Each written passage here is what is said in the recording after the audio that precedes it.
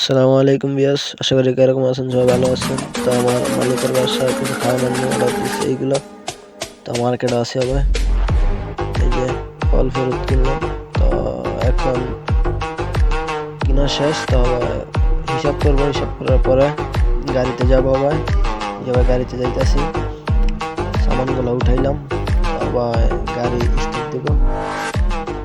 গাড়িতে অলরেডি বসে বললাম, তো সব ঠিক করতেছি, সিট বেল্ট গাড়ি স্টার্ট দেওয়া হয়ে গেছে অলরেডি।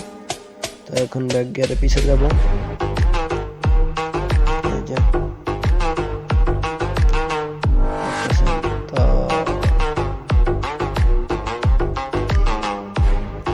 এখন পিছে আছি। তো